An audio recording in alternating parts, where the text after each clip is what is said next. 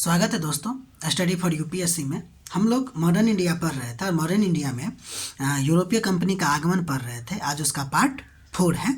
हम लोगों ने ईस्ट इंडिया कंपनी तक पढ़ लिया था। अभी हम लोग यानी कि इंग्लिश ईस्ट इंडिया कंपनी पढ़ लिए थे। अब हम लोग डैन के बारे में पढ़ने जा रहे हैं।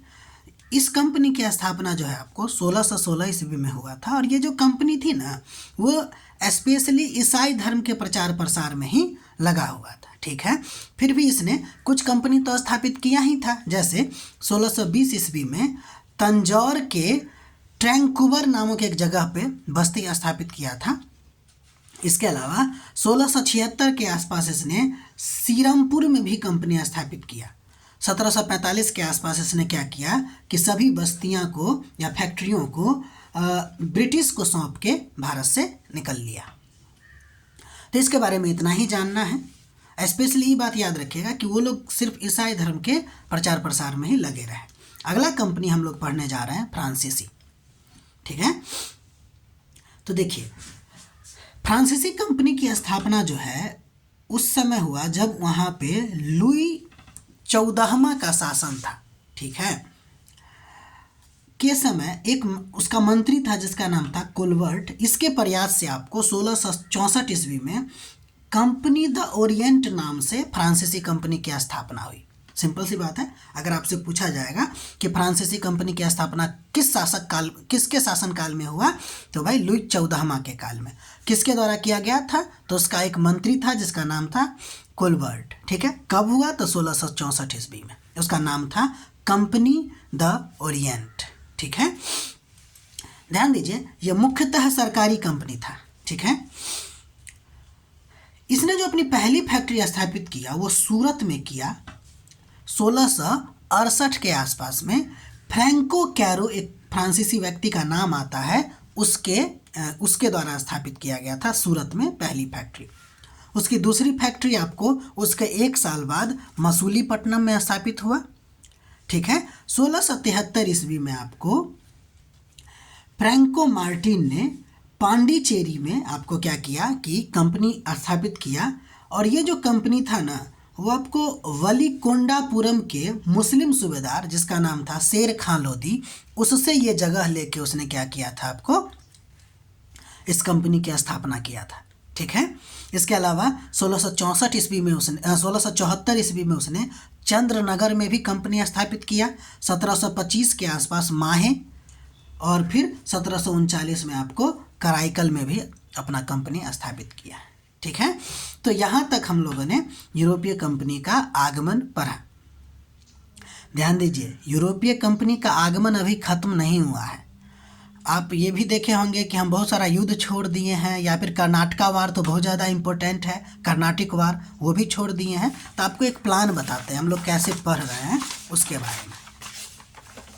देखिए जब मॉडर्न इंडिया पढ़ेंगे ना हम लोग, तो उसमें 18वीं सदी का भारत पढ़ना होता है। ठीक है, 18वीं सदी के भारत के परिस्थिति के बारे में देखना होता है। तो लेक्चर प्लान मेरा कुछ इस तरह से है कि देखिए पहले ये समझिए कि 18वीं सदी का भारत कैसा था। तो आप देख रहे हैं कि उस समय मुगल साम्राज्य कमज़ोर हो रही थी। क्षेत्रीय शक्तियाँ जैसे कि बंगाल हो गया, मैसूर हो गया, कर्नाटक हो गया, हैदराबाद हो गया, अवध हो गया, ये सब का क्या हो रहा है, आपको उद्भव हो रहा है और विस्तार भी हो रहा है। साथ ही साथ इस सदी में यूरोपीय कंपनी का भी आगमन हो रहा है। इसके अलावा क्षेत्रीय कंपनी और यूरोपीय कंपनी में आपको क्या हो रहा है कि प्रतिस्पर्धा और लड़ाइयाँ भी हो रही है, और साथ ही साथ यूरोपीय कंपनी आपस में भी प्रतिस्पर्धा कर रही है और आपस में भी लड़ाई कर रहा है। तो मेरा लेक्चर प्लान ये है ना कि सब के बारे में पढ़े, लेकिन सबसे पहले हमने यूरोपीय कंपनी का सिर्फ आगमन देखा है, न ही हम यूरोपीय कंपनी का आपस में प्रतिस्पर्धा देखें और न ही क्षेत्रीय शक्तियों का कंपनी के साथ हस्तक्षेप देखें। ठीक है, तो हमारा प्लान ये है कि पहले इसको पढ़ लिया जाए, उसके बाद क्षेत्रीय शक्तियों का उद्भव के बारे में पढ़ेंगे। ठीक है, और उसके बाद फिर क्या करेंगे, हम लोग इसके प्रतिस्पर्धा को देखेंगे। ठीक है, तो देखिए यूरोपीय कंपनी का आगमन हो गया। अब हम लोग पढ़ रहे हैं क्षेत्रीय शक्तियों का उद्भव। ठीक है, तो गौर कीजिए 1707 के आसपास क्या हो रहा है कि औरंगजेब की मृत्यु हो गई।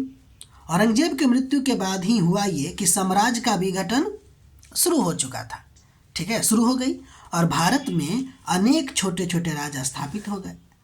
अब ये जो राज्य स्थापित हुआ ना, उसको हम निम्नलिखित 3 समूह में बांट कर देख सकते हैं।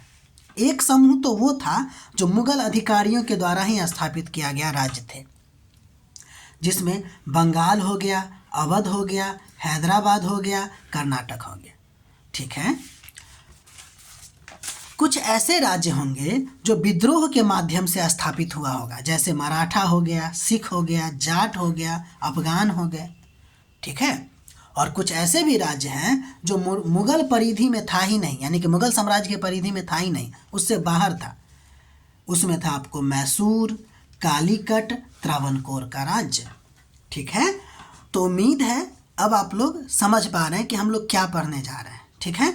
तो अभी हम लोग पढ़ेंगे बंगाल के बारे में। ध्यान दीजिए, बंगाल के बारे में भी अभी हम सिर्फ पढ़ेंगे राज्यों की स्थापना और प्रारंभिक राज्य सरकार मतलब शासकों का चर्चा। ये जो ब्रिटिश हस्तक्षेप है ना, वो हम लोग अगले प्लान में पढ़ेंगे, ठीक है। ये प्लान है कि पहले हम यूरोपीय कंपनी का आगमन और भारतीय जो राज्य हैं छोटे छोटे, उसकी स्थापना और कुछ प्रारंभिक शासक को देखें, उसके बाद फिर हम ब्रिटिश हस्तक्षेप को देखेंगे, ठीक है। तो चलिए बंगाल के बारे में पढ़ते हैं। बंगाल में सबसे पहले शासक के बारे में जो चर्चा मिलती है वो मुर्शीद कुली खान के बारे में चर्चा मिलती है। 1717 से 1727 तक ये बंगाल का शासक रहता है। फिर भी ध्यान दीजिए 1700 के इस आसपास यानी कि 1700 ईस्वी में औरंगजेब जो है ना, इसको प्रांतीय दीवान बनाता है, ठीक। और 1717 ईस्वी में फर्रुखसियर ने इसको यहाँ का सूबेदार बना दिया। कहाँ का? बंगाल का। जब ये सूबेदार बना तो उसके बाद ही इसने क्या किया कि अपनी राजधानी ढाका से मुर्शिदाबाद कर दिया। ये बहुत ही इम्पोर्टेंट फैक्ट है कि मुर्शिदाबाद ने क्या, ये जो मुर्शीद कुली खान ने है वो क्या किया कि अपनी राजधानी ढाका से मुर्शिदाबाद कर दिया। अच्छा, इसके पीछे कारण क्या रहा था? तो इसके पीछे कारण ये रहा था कि अजीम उस्सान का विद्रोह चल रहा था और इसी मौका का फ़ायदा उठाते हुए इसने अपनी राजधानी को परिवर्तित कर लिया। 1719 के आसपास मोहम्मद शाह, जिसको रंगीला भी कहते हैं, उसने उड़ीसा को भी बंगाल में क्या कर दिया? मिला दिया, ठीक है। आप लोग इसका नोट बनाते चलिएगा, ठीक है। इसमें ज़्यादातर फैक्ट ही है। मुर्शीद कुली खां के बारे में एक और इम्पोर्टेंट बात यह है कि इसने ना इजारा व्यवस्था की शुरुआत की, कृषि के क्षेत्र में इजारा व्यवस्था की शुरुआत की। इसमें होता क्या है कि इसने बोली लगाने या नीलामी के व्यवस्था की, यानी कि नीलामी का व्यवस्था या बोली का व्यवस्था की शुरुआत की। इजारा व्यवस्था क्या है? तो कॉन्ट्रैक्ट फार्मिंग की एक व्यवस्था है, ठीक है।